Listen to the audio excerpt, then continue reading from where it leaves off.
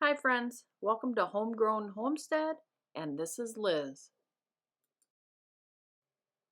This video has really got one content in it, and it's making the healthy homemade granola bars.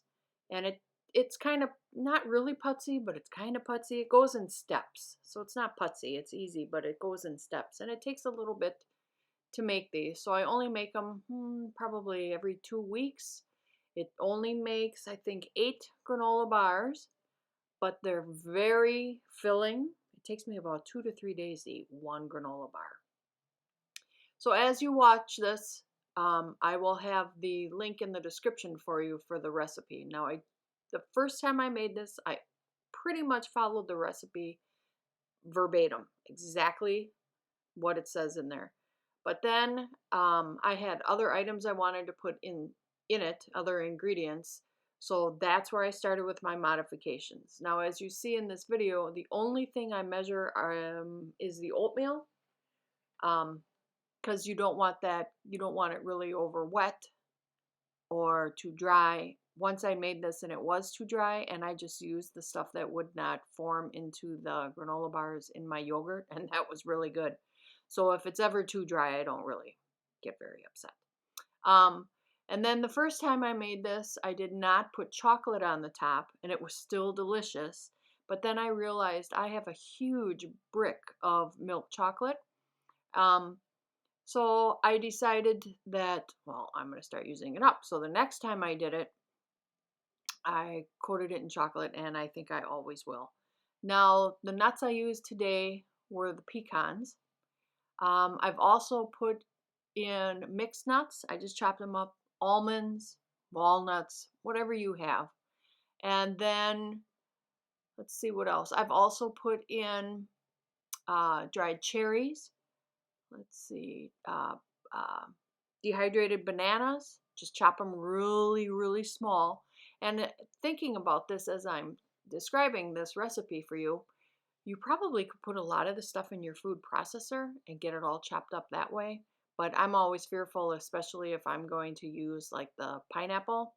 There was candied pineapple in there, that it's going to gum up my food processor. So that's kind of why I don't.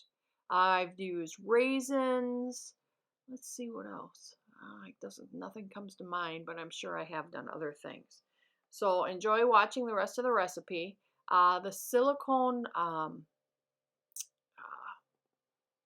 pan, I guess you could call it, that I use to make the granola bars. I will try and find it on Amazon and put that in the description along with the recipe. Okay.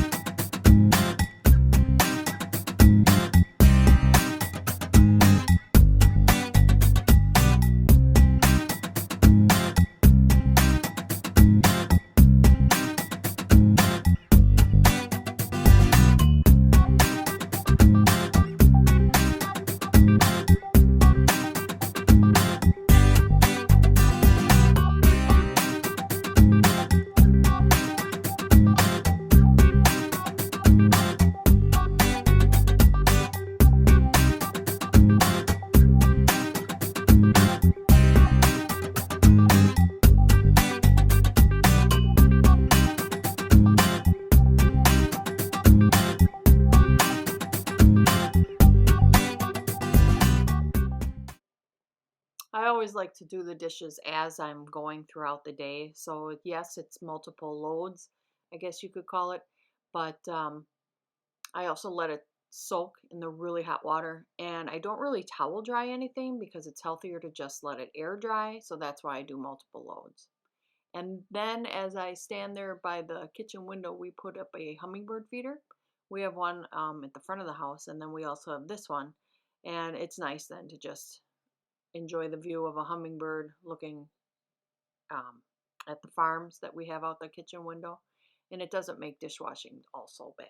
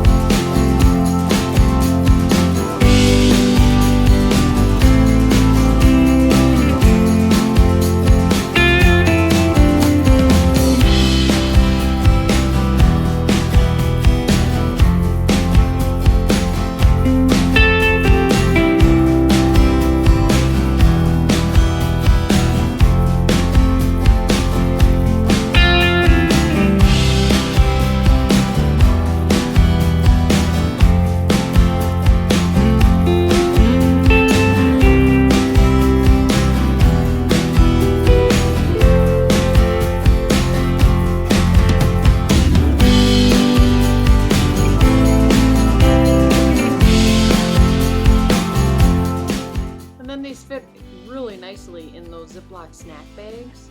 I always want to use like beeswax wraps or wax paper, but that's just, then I gotta get a rubber band and all that, so I just use the bags. Thank you very much for watching. I hope you enjoyed these granola bars. These are something I'm always gonna make.